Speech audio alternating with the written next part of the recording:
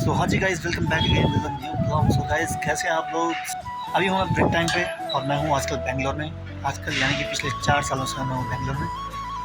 और गाइस, सो अभी था मेरा ब्रेक टाइम, तो मैं सोचा क्यों ना थोड़ा काफ़ी टाइम से कुछ खरोली कुछ ब्लॉग्स नहीं डाल रहा हूँ। हालांकि डालने से भी कुछ होने वाला है नहीं, व्यूज़ वही आने 30 35 40 जो भी है मैक्सिमम, नहीं कभी अच्छा आ जाते हैं।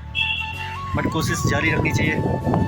कोशिश करने वालों की हार नहीं होती। अभी तक तो हार ही हार मिल रही है, बट क्या पता इन फ्यूचर ना मिल जाए किसी का सपोर्ट कुछ और कंटेंट भी ऐसा होना चाहिए ना, थोड़ा कंटेंट भी। क्या करें, कुछ लोगों की बकचोदियाँ ही फेमस हो जाती है, हमारी किस्मत खराब है या हमारी बकचोदी में कुछ कमियां हैं। कोई नहीं गाइस, धीरे धीरे उनमें सुधार किया जाएगा। बस आप लोगों का साथ बना रहे, आप लोग सपोर्ट करते रहे। ये बकचोदी वाली बात खत्म करते हैं और गाइस ब्लॉग स्टार्ट करता हूँ। गाइस, अभी मैं हूँ ब्रेक टाइम पे और मैं अपने छत पे आ रहा टेरेस पे। और यहाँ पे देखो ये नीचे का व्यू कुछ इस तरह से। ये गाइस यहाँ पे पूरी आईटी सेक्टर है, आईटी कंपनी है यहाँ पे। और यहाँ पे लोग अभी आते हैं, टी ब्रेक भी आते हैं। टी ब्रेक चलता है उनका, लंच टाइम जो भी होगा, तो यहाँ पे ये लोग आते हैं चाय पीने। बहुत अच्छी अच्छी कंपनी है यहाँ पे, गूगल कंपनी भी है, बागवानी कंपनी है। और देखिए आपको सामने दिख रहा होगा, एक मस्त जगह है यहाँ पे यार। और बिजनेस भी अच्छा रहता है यहाँ पे, क्योंकि सारे आईटी सेक्टर वाले हैं, तो पैसे वाले लोग, आईटी सेक्टर आईटी कंपनीज में पैसे वाले लोग अच्छे खासे पैसे वाले होते हैं, तो इनकी वजह से रेस्टोरेंट होटल्स को भी अच्छा बिजनेस मिल जाता है। एंड गाइस, सोच रहा हूँ कुछ ना कुछ ब्लॉग्स अपडेट करने चाहिए, ब्लॉग डालते रहूँगा, बट क्या करें, टाइम टाइम बहुत मेन प्ले रोल करता है। टाइम नहीं मिलता, टाइम मिलता है फिर अब एडिटिंग वगैरह, एडिटिंग तो होती नहीं भाई हमसे, मुझसे थोड़ा बहुत जो बनती है सीधे डायरेक्टली पोस्ट कर लेता हूँ।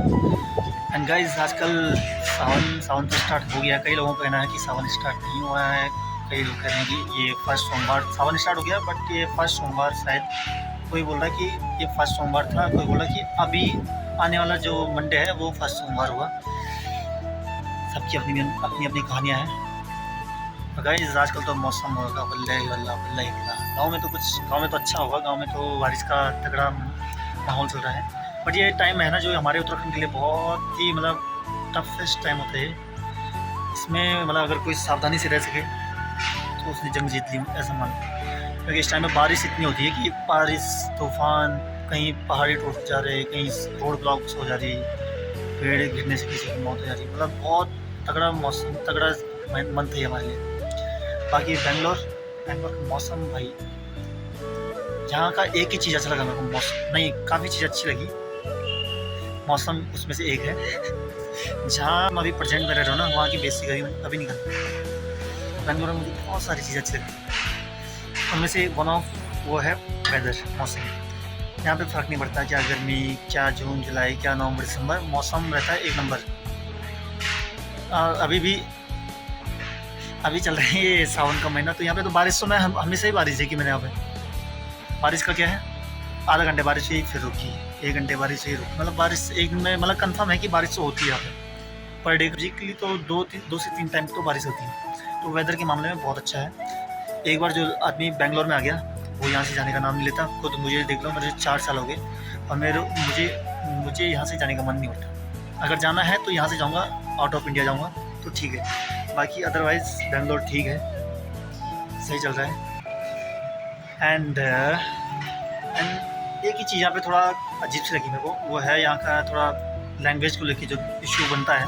खुद मेरे साथ परसों हुआ, मैं गया था कहीं, कहाँ गया था, ऑफ था मेरा, मैं कहीं जा रहा था, तो आते टाइम मैंने रैपिडो किया, उसमें था ऑटो वाला आया, ऑटो वाले से वो बोला, हे हेलो सर, हे कन्नड़ा गोत्तिला। मगर नहीं सर, नहीं आता। उसका कहने का मतलब था कि कन्नड़ा आता है, मगर नहीं सर। बोला क्या सर, कन्नड़ा कितना टाइम हो गया कन्नड़ा में? मैंने कहा हो गया 3 साल पूरा हो गया, चौथा, हाँ 4 साल हो गए उनका। क्या सर 4 साल हो गया, कन्नड़ा नहीं आता? बोला क्या, अभी क्या रूल्स है गवर्नमेंट का मालूम? अगर 6 मंथ होता है बेंगलोर में तो कन्नड़ा आना, अगर नहीं आता तो पुलिस लेके जाता। मतलब उसने मेरे को फुल कोशिश की थी डराने की कि हाँ उसको लैंग्वेज को लेके मतलब बोलना। फिर बोला क्या सर, मैं तुम्हारे लिए बोलता, कन्नड़ा सीखना, तुम्हें कन्नड़ा आता तो तुम्हारा ही फ़ायदा होता उसमें। फिर मेरे को बोला कि मैंने कहा यार यहाँ पे मैंने लैंग्वेज को क्या है, मैंने कहा इतना इशू क्यों है। मैंने कहा हमारे उत्तराखंड में आओ तो वहाँ तो हम तो कभी नॉर्थ में आओ, मैंने कहा हम कभी नहीं बोलते कि तुम ये हिंदी बोलो या गढ़वाली बोलो, ये जो भी है। मैंने कहा हमने तो कभी किसी को फोर्स नहीं किया।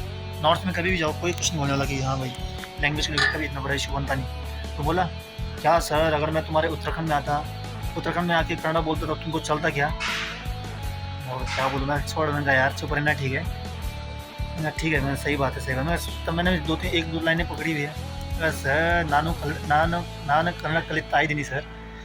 मैं कहा सीख रहा हूँ। बोला हाँ सीखो सर सीखो। तो थोड़ा मैंने कहा बात ख़त्म करता हूँ, छोड़ो पंगे लेना सही नहीं। तो इस बात को मैंने वहीं पे ऐड कर दिया। तो ये थोड़ा इशू है जिसको लेके दिक्कत होती है, लैंग्वेज। ये साउथ में बहुत है। चेन्नई में चले जाओ, आंध्रा में चले जाओ, कर्नाटक में आ जाओ, तो यहाँ पे लैंग्वेज का बहुत बड़ा इशू है। मेरा कहना तो ये है भाई कि एक देश में रह रहे, मैं तो चाह रहा हूँ कि भगवान कोई सुने मेरी बात और इस बात को आगे पहुँचाए। एक देश में रह रहे हो, कोई एक तो लैंग्वेज ऐसी बनाओ मतलब जो पूरे इंडिया में चले। अरे चलो तुम बोलते हो कि हिंदी तुम्हारी हमारी राष्ट्रभाषा नहीं है, तो कोई एक लैंग्वेज दो भाई, कोई तो दो, एक लैंग्वेज दे दो जो मतलब पूरे इंडिया में चले। अगर तुम किसी भी स्टेट में जाते हो तो तुम्हें वहाँ पे दिक्कत ना हो। लैंग्वेज का इशू तो भाई इस पर लड़ना तो कितना मतलब शर्म वाली बात है। तो एक लैंग्वेज ऐसी हो जो पूरी ऑल ओवर इंडिया में चले। हाँ यार, मैं कहीं भी ऑल ओवर इंडिया में कहीं भी जाऊँ तो मैं क्या, कोई भी जाए उसको लैंग्वेज को लेके इशू नहीं बनना चाहिए, दिक्कत नहीं होनी चाहिए। तो ये था मेन पॉइंट। हम तो कभी ना करें भाई अपने उत्तराखंड में कि भाई तुम ये क्यों नहीं आता। हम तो कोई आता तो हम उसका कोशिश करते हैं कि उसको अच्छे मोमेंट दे, मतलब कि उसको याद है कि हाँ भाई मैं लास्ट टाइम उत्तराखंड गया था, मैंने अच्छे एक्सपीरियंस लिया वहाँ पे। चलो आपने भी बातें हैं, आपने मैंने जो भी है, बाकी अच्छे से रहो, मस्त रहो, क्या लड़ाई झगड़ा, वो भी छोटी छोटी बातों को लेके।